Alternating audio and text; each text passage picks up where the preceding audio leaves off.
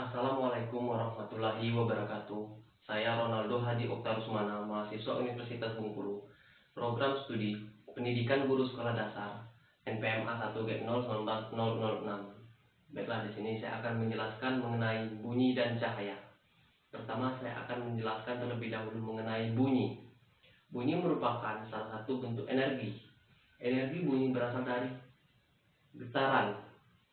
Getaran yang merambat disebut dengan gelombang. Bunyi merupakan salah satu gelombang longitudinal yang merambat secara perapatan yang terbentuk oleh dua zat perantara partikel yang berasal dari sumber bunyi yang bergetar. Bunyi yang kita dengar berasal dari sumber bunyi yang mengalami getaran sehingga kita bisa mendengarnya. Dalam gelombang bunyi juga dapat juga mempunyai sifat-sifat sebagai berikut. Pertama, gelombang bunyi memerlukan medium untuk perambatan. Gelombang bunyi merupakan gelombang mekanik. Maka dalam perambatannya, bunyi memerlukan medium. Medium atau zat perantara dapat berupa zat cair, zat padat, dan zat gas.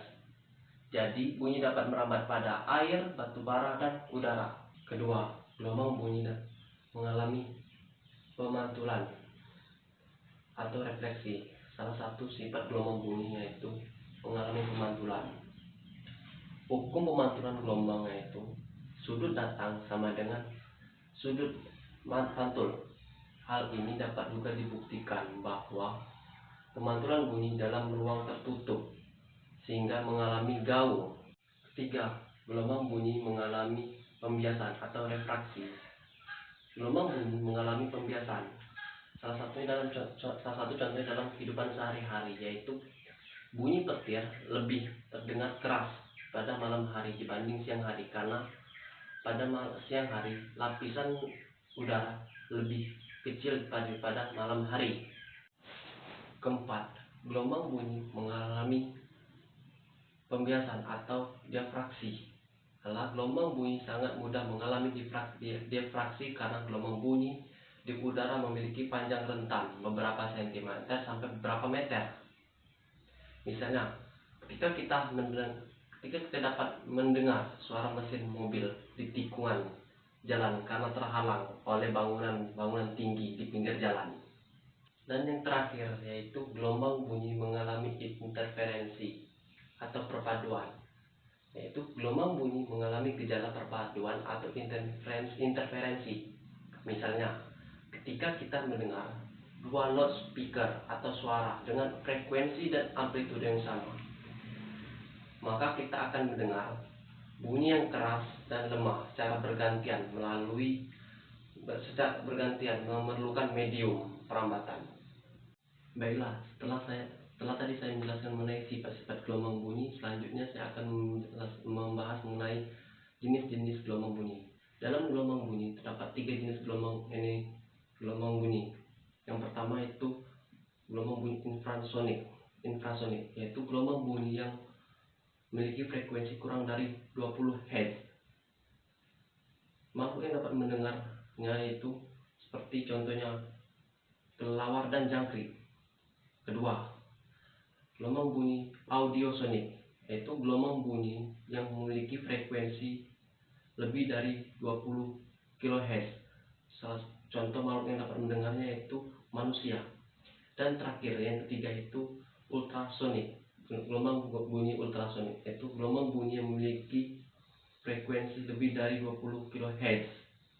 Makhluk yang dapat mendengarnya itu contohnya kelelawar dan lumba-lumba. Baiklah, selanjutnya setelah saya menjelaskan mengenai pengertian bunyi, sifat-sifat bunyi, dan jenis-jenis bunyi, maka saya akan menjelaskan mengenai manfaat bunyi. Manfaat bunyi ini sangat banyak sekali dalam kehidupan sehari-hari.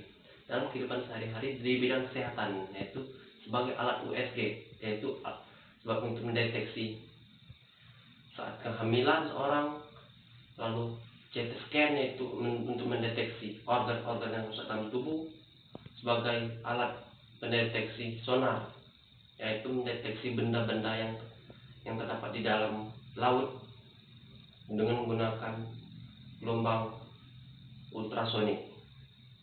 Itu saja. mengenai manfaat bunyi. Baiklah, selanjutnya saya akan menjelaskan mengenai tentang cahaya. Cahaya adalah salah satu energi yang berbentuk gelombang elektromagnetik yang kasat mata, yang memiliki panjang gelombang sekitar 380 mm sampai 750 mm. Cahaya berbeda dengan bunyi. Cahaya tidak memerlukan medium dalam hal perambatan. Selanjutnya, di dalam cahaya juga terdapat sifat-sifat seperti pada bunyi. Dalam cahaya, yaitu sifat yang pertama pada cahaya. Pertama, cahaya dapat merambat lurus. Contohnya, pada ruang yang gelap, maka sinyal saya akan dapat merambat lurus. Lalu, pada kendaraan mobil dan motor pada malam hari. Kedua, cahaya dapat dipantulkan. Sudah jelas, cahaya juga dapat dipantulkan. Mengapa demikian? Sebagai contoh, ketika kita menghidupkan senter, kita arahkan ke cermin, maka cahaya akan dipantulkan. Ketiga, cahaya dapat menembus benda bening. Contohnya, cahaya sinar matahari yang mengenai air di kolam. Lalu, yang keempat, cahaya dapat dibiaskan. Nah, sebagai contoh, cahaya dapat dibiaskan ketika kita memasukkan pensil di dalam gelas yang berisi air, maka akan timbul bayangan seperti pensil itu patah, seperti pensil patah. Lalu kelima, terakhir, cahaya dapat diuraikan.